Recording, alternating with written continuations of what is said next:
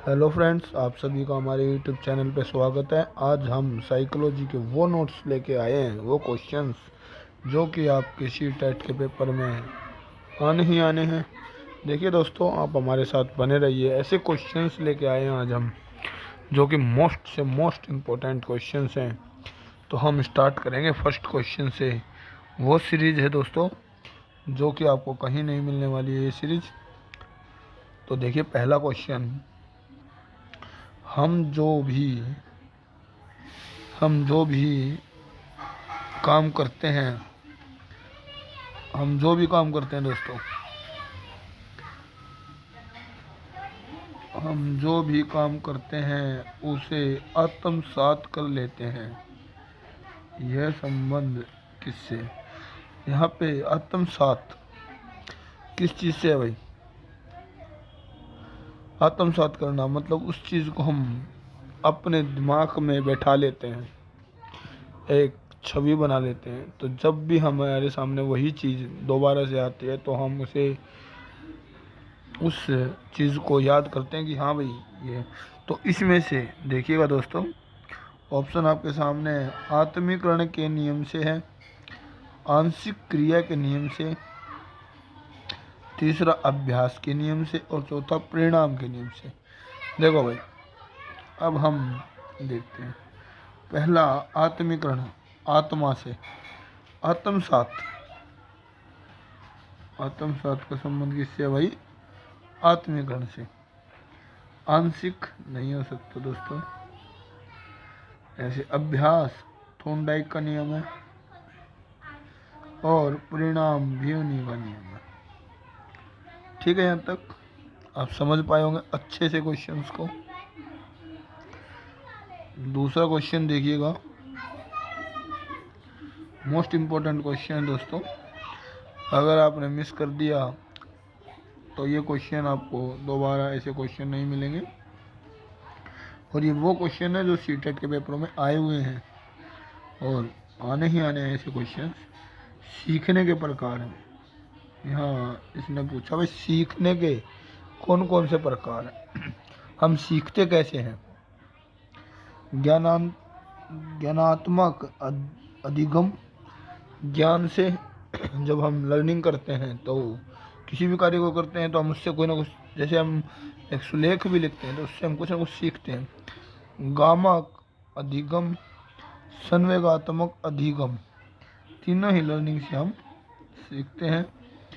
और इसमें fourth option है उपयुक्त सभी। तो सीखने के तीनों ही प्रकार हैं, तो इस प्रकार इसका आंसर डी रहेगा। आगे देखिएगा दोस्तों,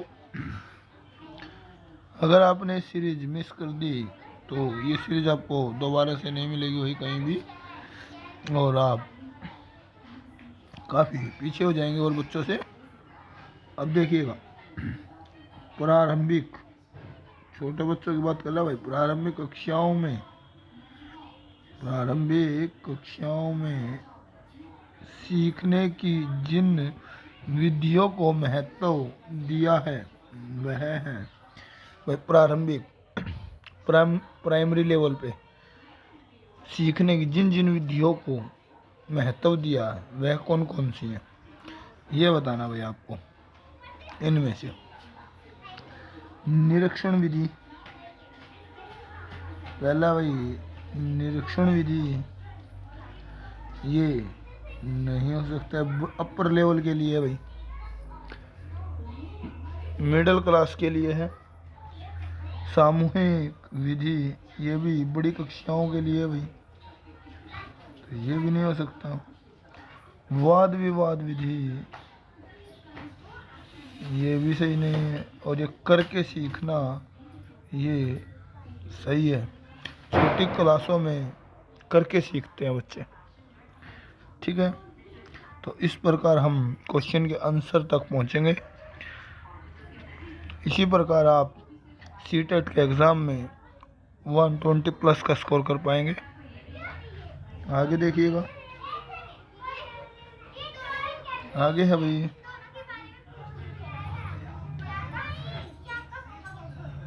जो छात्रों द्वारा विचार विनिमय किया जाता है, छात्रों द्वारा किस चीज़ पे विचार किया जाता है दोस्तों? वाद विवाद से, गलत। सम्मेलन व विचार से, सम्मेलन व विचार गोष्ठी से, बिल्कुल सही है। सम्मेलन तो बच्चे एक दूसरे से मिलते हैं, वार्तालाप करते हैं, समूह में बातचीत करते हैं, तो उससे सम्मेलन करते हैं, एक दूसरे से विचार करते हैं। तीसरा प्रोजेक्ट, बड़े बच्चों के लिए ये भी। और किसी विशेष स्थिति में नहीं, हर समय बच्चा कुछ न कुछ सीखता ही रहता है। तो इस प्रकार आप क्वेश्चन के आंसर तक जाएंगे, नेगेटिव करने आपको क्वेश्चन आएंगे तो आप अच्छे से इन क्वेश्चंस को कर पाएंगे और सीटेट के एग्ज़ाम में अच्छे से अच्छे स्कोर करेंगे, जो कि आपका जनवरी में होना है। आगे देखिएगा भाई, ये ऐसे क्वेश्चन है दोस्तों जो कि पेपर के हिसाब से बिल्कुल ही हिट होने वाले क्वेश्चन है। आगे देखिए, सीखने के लिए विषय सामग्री का स्वरूप होना चाहिए। अब आप कोई चीज़ सीखते हैं, सीखने के लिए विषय सामग्री का स्वरूप कैसा होना चाहिए? ठीक है दोस्तों, कैसा होना चाहिए? सरल, बिल्कुल होना चाहिए। कठिन, वो भी होना चाहिए। लेकिन होना कैसे चाहिए? सरल से कठिन की ओर, ये दोनों ही हैं। कठिन से सरल की ओर नहीं होना चाहिए दोस्तों। तो इस प्रकार आप क्वेश्चन के आंसर तक जाएं, दोनों का लेवल 50-50 हो, जिससे कि एक अच्छी विषय सामग्री बन सके। आगे देखो दोस्तों, आगे है बच्चों, आगे है क्वेश्चन,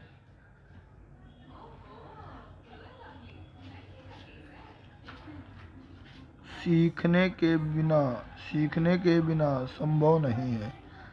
सीखने के बिना क्या चीज़ संभव नहीं है? ये देखिएगा,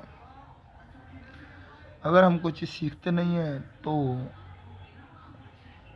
बुद्धि का विकास नहीं होगा भाई, और हमारी अभिवृद्धि नहीं होगी। ठीक है, तो ये दोनों ही होने बहुत ही ज़रूरी हैं। ये दोनों चीज़ें ही बहुत ज़रूरी हैं दोस्तों। तो इसलिए हमारे पास ए और बी ऑप्शन डी में दिया हुआ है, वही इसका आंसर है। आगे देखिए,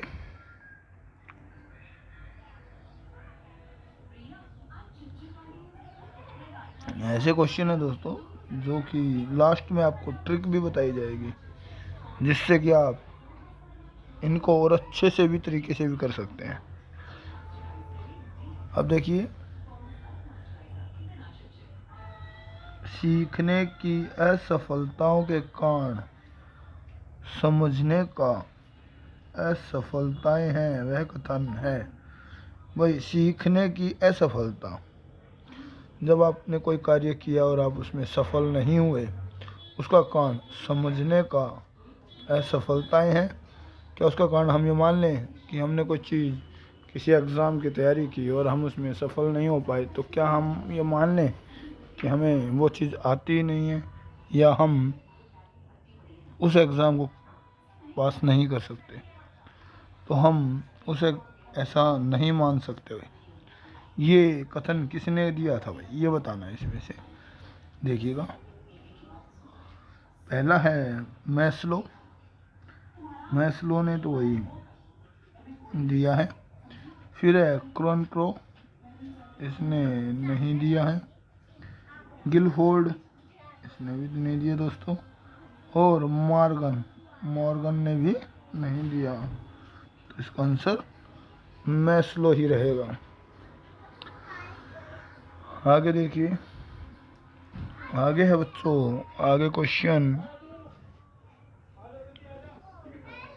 देखिए, मोस्ट इम्पोर्टेंट क्वेश्चंस यहाँ पे है भाई। सीखने सीखना संबंध स्थापित करता है। संबंध स्थापित करने का कार्य मनुष्य का मस्तिष्क करता है, यह कथन है।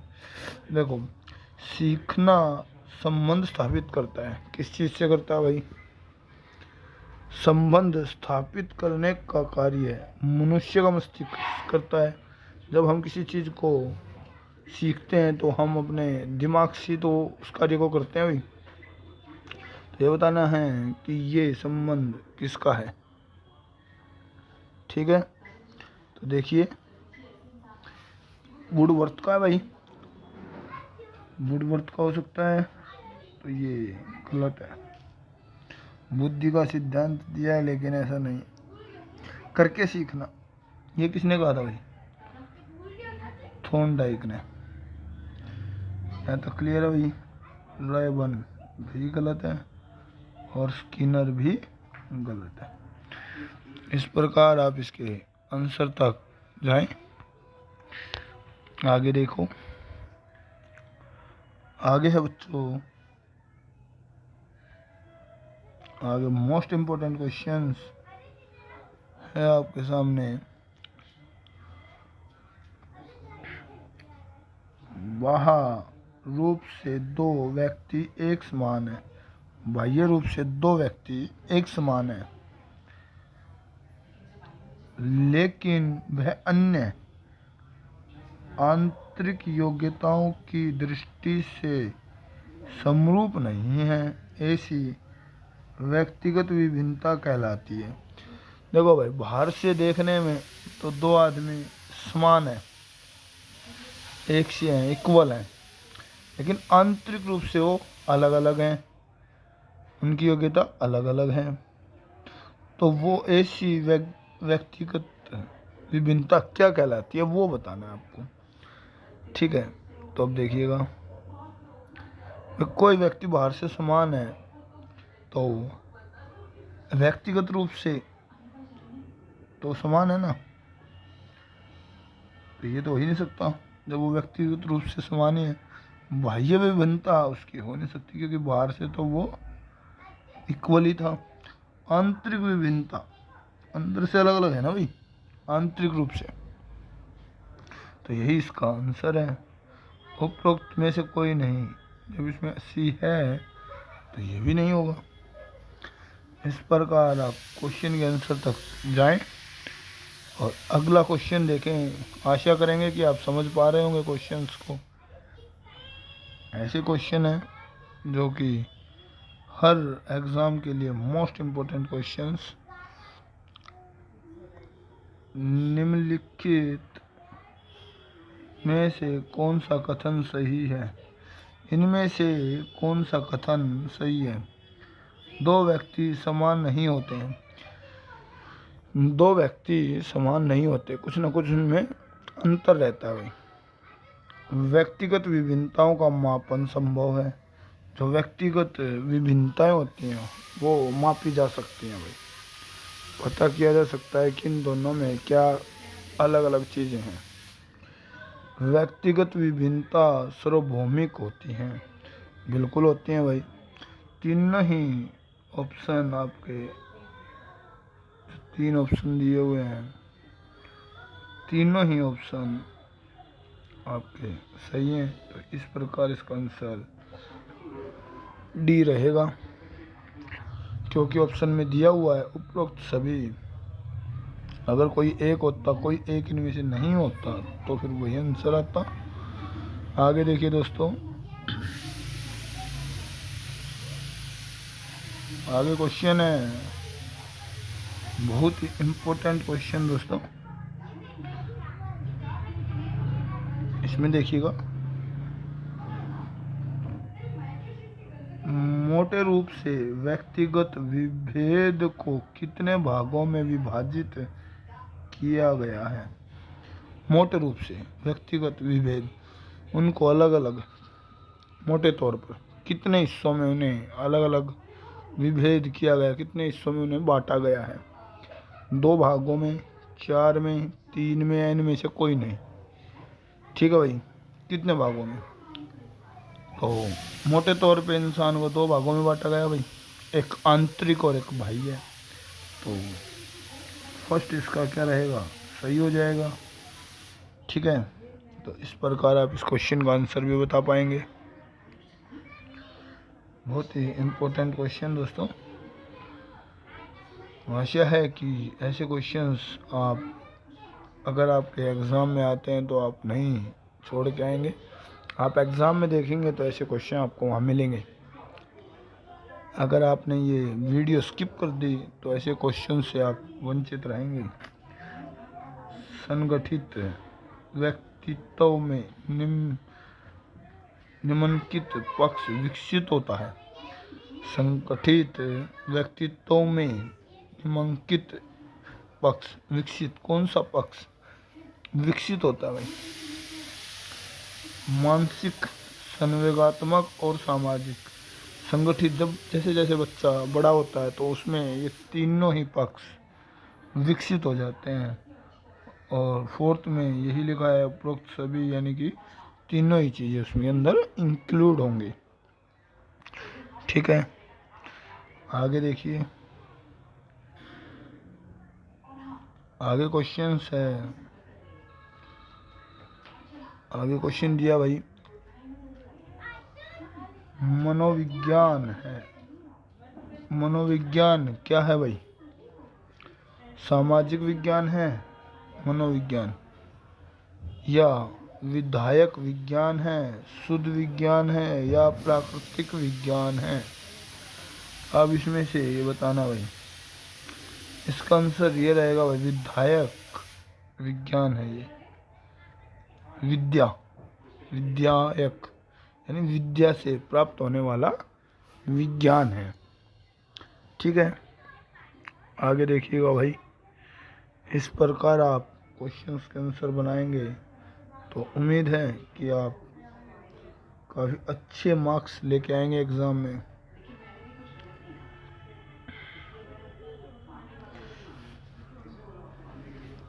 अगला क्वेश्चन पढ़ते हैं भाई। अगला क्वेश्चन कुछ इस प्रकार है।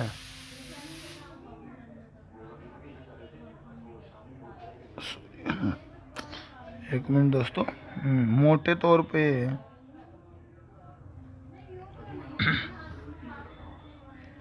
हाँ भाई, लड़के मारपीट, झगड़ा, खेलकूद अधिक पसंद करते हैं। जो लड़के होते हैं वो मारपीट, झगड़ा, खेलकूद अधिक पसंद करते हैं, जबकि लड़कियां वस्त्र पहनने, गुड़िया खेलने तथा घरों के काम करने में ध्यान लगाती हैं। यह भी भेद कहलाता है। देखो भाई, इसमें लड़के और लड़कियों में विभिन्नता बता दी, तो ऐसी क्या होती है भाई? ऐसी भी विभिन्नता को क्या कह सकते हैं, उनकी जो रुचि वगैरह है लड़कों की। जैसे ये क्वेश्चन में ये भी आ जाता कि जो लड़के हों भाई भड़कीले गेम खेलते हैं, जैसे इसमें दिया हुआ मारपीट, झगड़ा, और लड़कियां घरेलू काम करती हैं, तो क्वेश्चंस में रूढ़िबद्धता का भी आ सकता था। लेकिन इसमें दिया है सीखने में विभेद। सीखने में विभेद बिल्कुल भी नहीं। योग्यता संबंधी विभेद, उनकी योग्यता में संबंधी विभेद है भाई आपस में, क्योंकि उन्हें शुरू से ही ये चीज़ें सिखाई जाती हैं। ठीक है, इसलिए। और रुचि संबंधी, तो रुचि इक्वल हो सकती है, ऐसा कोई वो नहीं है इशू। और इनमें से कोई नहीं तो भी अगर है तो ये भी गलती हो जाएगा। तो इस प्रकार आप इस क्वेश्चन का आंसर बना सकते हैं। आगे देखिए भाई, आगे वाला क्वेश्चन मोस्ट इम्पोर्टेंट क्वेश्चन।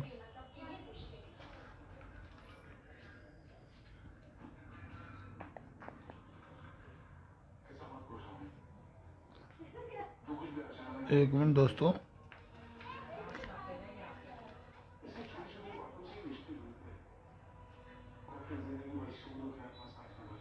आगे वाला क्वेश्चन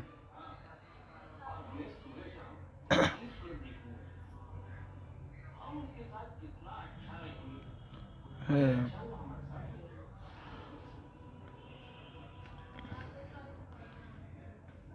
एक मिनट दोस्तों,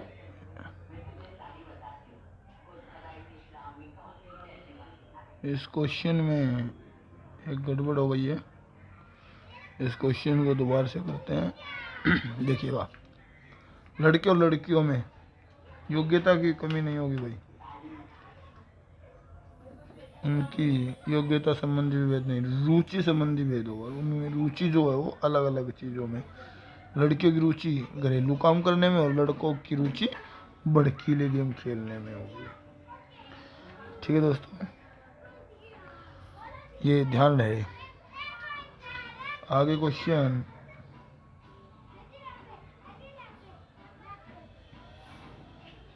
आगे वाला क्वेश्चन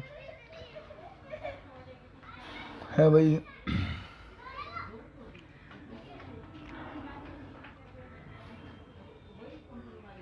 निम्नलिखित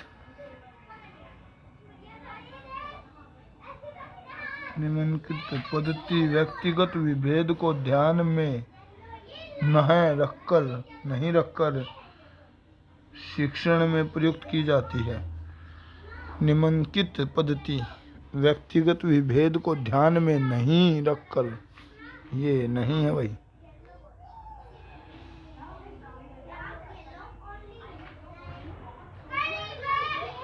नहीं शब्द भाई, यहाँ नहीं रखकर शिक्षण में प्रयुक्त की जाती है। ठीक है, अब देखिएगा, डाल्टन योजना, ये पद्धति व्यक्तिगत विभेद को ध्यान में रखकर रखी जाती है।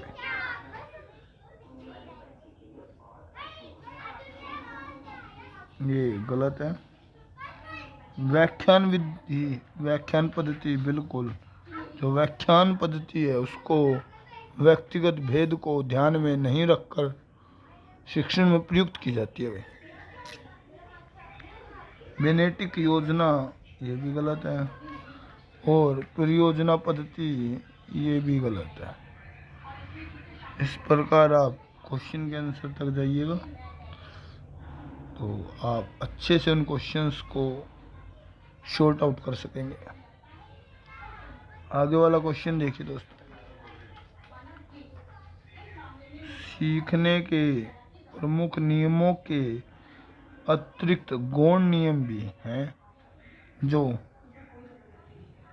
मुख्य नियमों को विस्तार देते हैं। गौण नियम है, वो कौन से गौण नियम है भाई? तत्परता व भूल के नियम या बहु प्रतिक्रिया नियम?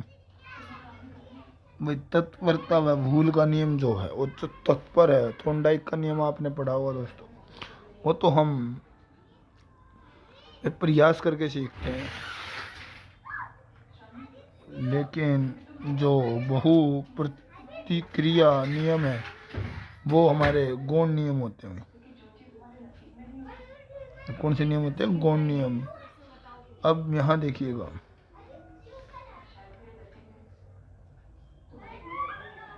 ये और ये तीनों ही नियम थॉर्नडाइक के दिए हुए हैं। आप इस प्रकार भी इन क्वेश्चंस को बना सकते थे। तीन नियम तो हो नहीं सकते हैं दोस्तों, कोई एक ही रहेगा, तो बहु प्रतिक्रिया नियम। ठीक है, इस प्रकार आप क्वेश्चन के आंसर तक जाएं ताकि आपको नेगेटिव करना भी आए क्वेश्चंस को कि कौन सा आंसर नहीं हो सकता। आगे वाला क्वेश्चन देखिएगा, निम्न में से जो अधिगम के स्थानांतरण का सिद्धांत नहीं है वह है, जो अधिगम यानी सीखने के स्थानांतरण का सिद्धांत ही नहीं है, वह कौन सा इनमें से? समान अंश का सिद्धांत, तो हम कहते हैं जो पढ़ाई में इक्वल बच्चे हैं, वो जो समान हैं, उनके अंश का सिद्धांत तो उन्हें अलग कर दिया जाता है। असमान अंशों का सिद्धांत नहीं है, ये स्थानांतरण का सिद्धांत नहीं है। आंसर है बी। आगे वाला क्वेश्चन देखिए,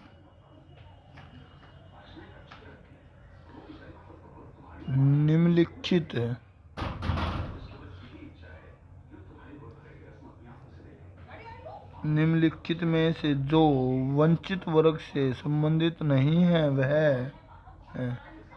यहाँ पे जैसे सीटेट में देते हैं तो हमने भी वही उस प्रकार के क्वेश्चन है, ये नहीं शब्द को रखा है। इसमें बताना जो वंचित वर्ग से संबंधित नहीं है, ठीक है, वो बताने भाई। अब देखिएगा, महिला वर्ग, अमीर वर्ग, पिछड़ा वर्ग या विकलांग वर्ग। तो यहाँ देखिए भाई,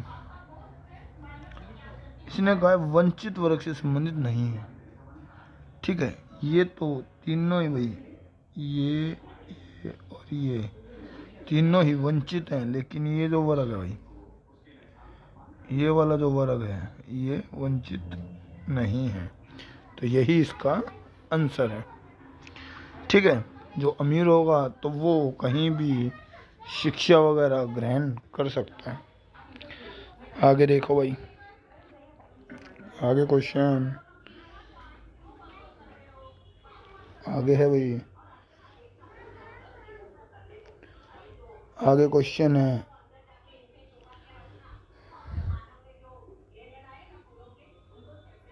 मूल्य प्रवृत्तियां एक जाति के प्राणियों में एक सी होती है, यह कथन है। मूल्य प्रवृत्तियां, जो जन्मजात प्रवृत्तियां होती हैं, वो एक जाति के प्राणियों में एक जैसी होती है, यह कथन किसने कहा था भाई? तो जेम्स ने ये कथन नहीं कहा, वैलेंटाइन ने भी नहीं कहा। अब आते हैं भाटिया ने कहा था भाई, ठीक है। वी एन झा ने भी ये नहीं कहा।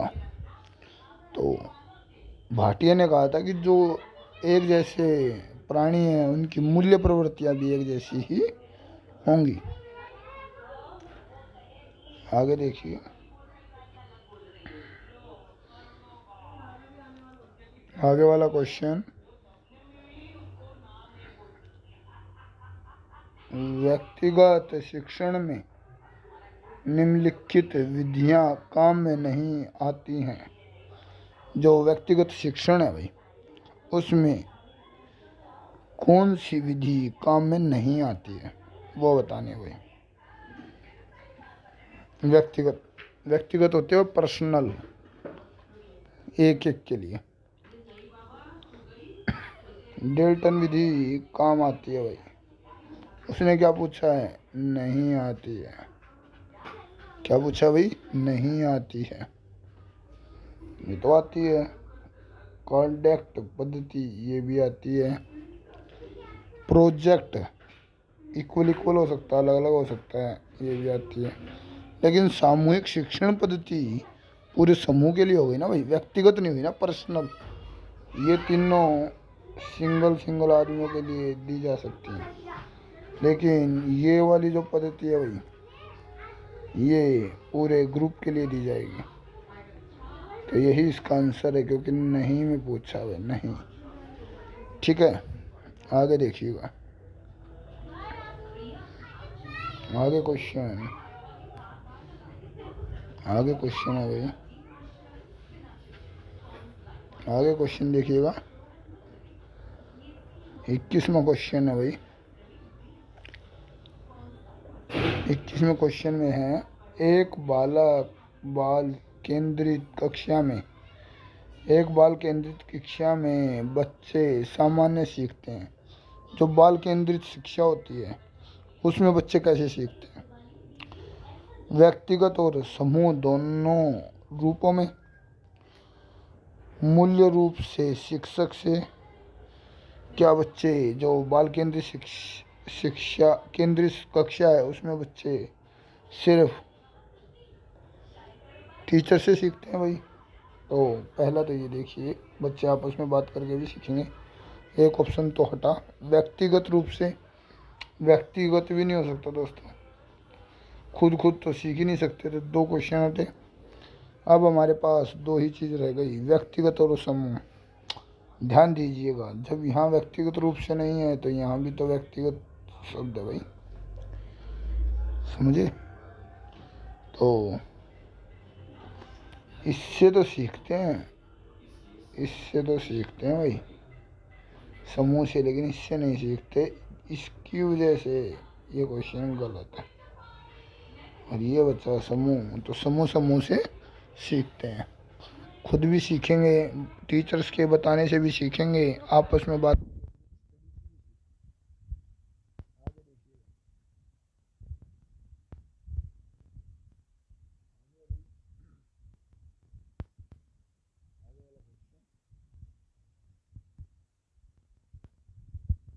आगे वाला क्वेश्चन है भाई,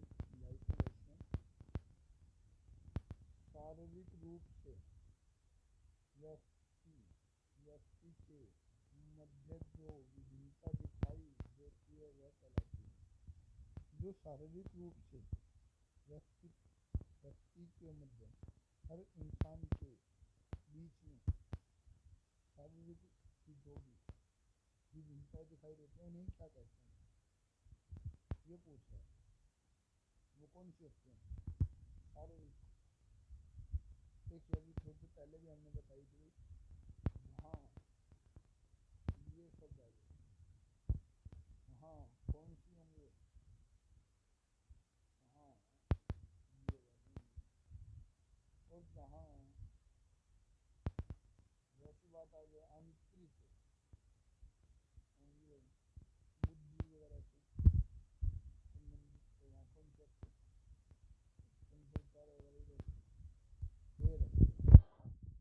यहाँ तक कन्फर्म हुआ भाई? आगे चलें दोस्तों, आगे वाले क्वेश्चन पे चलते हैं। तो आगे क्वेश्चन है भाई 23 में, इसको देखते हैं। इसमें देखिएगा, व्यक्तिगत विभेद को ज्ञात करने की विधियां हैं।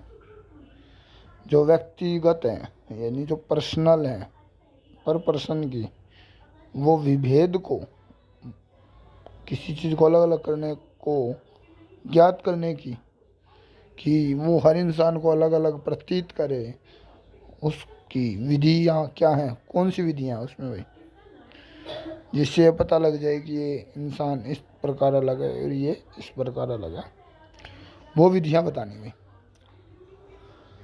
अब देखो भाई, इंसान, हर इंसान बुद्धि से भी अलग मिल सकता है भाई। हर इंसान की बुद्धि अलग अलग हो सकती है। व्यक्ति का इतिहास भी अलग हो सकता है, किस फैमिली बैकग्राउंड से वो बिलोंग करता है, उसने क्या देखा, वो सब चीज़ें भी। और हर इंसान की रुचि भी अलग हो सकती है। तो अब तीनों ही हो गए, तो फोर्थ ऑप्शन में सभी, तो इसका आंसर क्या हो जाएगा? सभी। यहाँ तक भाई समझ आया होगा आपको? आगे देखिएगा, ऐसे क्वेश्चन हैं बच्चों जो आपके मोस्ट इम्पोर्टेंट काम आने वाले क्वेश्चन हैं ये। अगला देखिए, निम्नलिखित में से कौन सा कथन सही है? इनमें से ये बताना भाई कौन सा कथन सही है। दो व्यक्ति समान नहीं होते, ये पहले भी आया था दोस्तों क्वेश्चन। दो व्यक्ति हैं जो वो समान नहीं होते। व्यक्तिगत विभिन्नताओं का मापन संभव है। हाँ, व्यक्तिगत विभिन्नताओं का को हम माप सकते हैं कि भाई किस चीज़ से क्या विभिन्नता है इनमें, ठीक है। और व्यक्तिगत विभिन्नता सार्वभौमिक होती हैं, हाँ बिल्कुल होती हैं। तो इस प्रकार ये तीनों ही चीज़ें सही हैं, तो उपरोक्त सभी इसका आंसर है। आगे देखिएगा 25वां क्वेश्चन है। 25वां क्वेश्चन देखिए, व्यक्तिगत विभिन्नता होती है।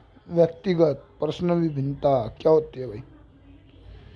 ठीक है, हर व्यक्ति की विभिन्नता देखो भाई, बौद्धिक बुद्धि से संबंधित भी हो सकती है, शरीर से संबंधित भी हो सकती है, व्यक्तित्व संबंधित भी हो सकती है, तीनों ही हो सकती हैं। पर्सनल व्यक्ति की नीड, किसी की को बुद्धि की विभिन्नता अच्छी होगी तो वो उसकी विभिन्नता है, किसी का शरीर अच्छा होगा तो वो उसकी विभिन्नता है, किसी की व्यक्तित्व संबंधी वो अच्छे हैं। तो इस प्रकार ये तीनों ही सही हैं। तो ऑप्शन 4 में दिया हुआ है उपरोक्त सभी, तो वही सही है। आगे देखिए भाई, क्वेश्चन नंबर 26 क्वेश्चन है भाई, 26 का क्वेश्चन है, व्यक्तिगत विभिन्नताओं के आधार पर शिक्षक को सहायता मिलती है। जो भाई व्यक्तिगत विभिन्नताएं होती हैं, हर इंसान में एक अलग अपनी विभिन्नताएं होती हैं, उनसे क्या टीचर को सहायता मिलती है? तो इसमें यही बताना है। तो देखिएगा,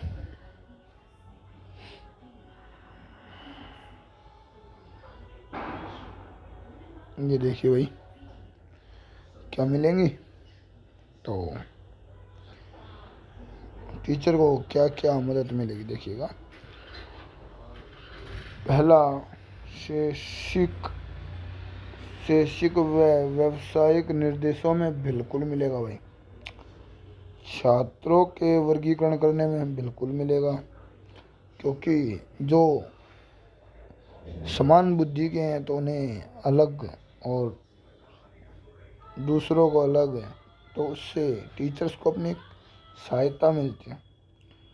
शैक्षणिक विधि के चयन में, जो शैक्षणिक विधि है, पढ़ाने की विधि है, किसको कम काम देना और किसको ज़्यादा जिस पे मेहनत करनी है वो, ताकि वो इक्वल हो सके। ठीक है, तो उपरोक्त सभी इसका आंसर बिल्कुल राइट सही है। आगे देखिएगा, आगे क्वेश्चन है 27 क्वेश्चन का है, मानसिक विभेद के अंतर्गत नहीं आते। जो मानसिक मन से विभेदिक के अंतर्गत नहीं आते हैं भाई, वो बताने हैं। अब देखिएगा क्या क्या नहीं आते। रुचि संबंधी भेद, तो रुचि जो है वो उसके अंतर्गत आते हैं भाई। रुचि तो मानसिक है ना, जो मानसिक से रिलेटेड है वो तो आएंगे। उसने पूछा जो मानसिक के अंतर्गत नहीं आते, ये देखिएगा, ये पूछा भाई उसने। ठीक है, तो इसको बताना भाई, इसको ध्यान में रखना आपको, नहीं शब्द। योग्यता संबंधी भेद, तो उनकी योग्यता भी तो मानसिक ही होगी ना, और स्वभावगत भेद ये भी आएंगे। लेकिन जो शारीरिक संरचना संबंधी भेद हैं ये मानसिक नहीं है भाई। जो 4th है ये बाह्य भी भेद है भाई, मानसिक नहीं है, तो इसका आंसर क्या रहेगा? ये। ठीक है, आगे देखिए,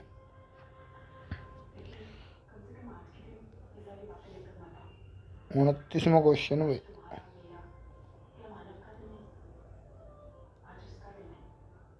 सॉरी 28वां क्वेश्चन है भाई। 28वां क्वेश्चन देखिएगा, मनोशारीरिक असमानताओं को कहा जाता है। जो मनो शारीरिक है, मन की शारीरिक असमानताएं होती हैं उनको क्या कहते हैं? व्यक्तित्व, पहला व्यक्तित्व गलत। दूसरा समायोजन, किसी चीज को, पुराने ज्ञान को नए ज्ञान में जोड़ना, उसे समायोजन कहते हैं भाई। व्यक्तिगत विभिन्नता, बिल्कुल सही, इसी को कहते हैं भाई। और भगनाश, ये भी गलत भाई। इस प्रकार आप इन क्वेश्चंस के आंसर बनाइएगा जिससे कि आप अच्छे से उस आंसर तक पहुंच सके। आगे देखिए, मोस्ट इम्पोर्टेंट क्वेश्चन दोस्तों, जो कि हर एग्ज़ाम के हिसाब से बहुत ही ज़्यादा इम्पोर्टेंट क्वेश्चंस, ठीक है। तो देखिए, आगे है 29वां क्वेश्चन। 29वें क्वेश्चन में क्या दिया है वो देखिए। जिन तथ्यों का निर्धारण किया जाता है और उन्हें सार निकालकर संख्यात्मक रूप में व्यक्त किया जाता है कहलाते हैं। जिन तथ्यों का निर्धारण किया जाता है भाई, ठीक है, और उनका सार निकालकर, उनकी व्याख्या करके उसका कोई सार निकाला, उसे निकालकर संख्यात्मक रूप से व्यक्त किया जाता है। जैसे कि कोई एग्ज़ाम हुआ और उसे एक संख्यांकिक नंबर दे के उसे व्यक्त किया जाता है, उसे क्या कहते हैं? आत्मकथा? बिल्कुल नहीं कहते भाई। व्यक्ति इतिहास अभ्यास? नहीं, ये भी ग्रेड उस पे नहीं है। जैसे कि आपने कोई एग्ज़ाम दिया, सीटेट का ही एग्ज़ाम दिया और उसका रिजल्ट आया तो संख्यात्मक रूप से व्यक्त किया गया ना उसे, इतने मार्क्स आए आपके, तो ऊपर वाली दोनों विधि नहीं हो सकती। समाज मिति, ये भी नहीं हो सकती। निर्धारण मान, उस चीज़ का निर्धारण, सारांश निकाल लिया गया कि भाई इतने मार्क्स आते हैं इसके, इस लेवल पे, तो यही इसका आंसर है। आगे देखिएगा, क्वेश्चन है भाई, संगठित व्यक्तित्व में निम्नलिखित पक्ष विकसित होते हैं। संगठित व्यक्तित्व में निम्नलिखित पक्ष विकसित होते हैं। कौन कौन से पक्ष विकसित होते हैं? अब देखो भाई, जब किसी बच्चे का विकास होगा तो उसका मानसिक, मन का विकास भी होगा, और संवेगात्मक विकास तो नहीं, ये शारीरिक और मानसिक दोनों ही होंगे, और सामाजिक भी होगा, तो ये तीनों ही विकास उसके होंगे। तो उपरोक्त सभी इसमें दिया हुआ है, यह आंसर हो जाएगा इसका। तो दोस्तों, सीटेट वगैरह में ये क्वेश्चंस मोस्ट इम्पोर्टेंट हैं, जो कि आने की पूरी संभावना है। तो आप हमारे साथ ऐसे ही बने रहें, और अगर आपको वीडियो पसंद आए तो अपने दोस्तों से शेयर करें, जिससे कि जिसको इस वीडियो की आवश्यकता है वो उस तक पहुंच सके और वो सीटेट में अपना एग्ज़ाम पास कर सके। थैंक यू दोस्तों, मिलते हैं अगली वीडियो में।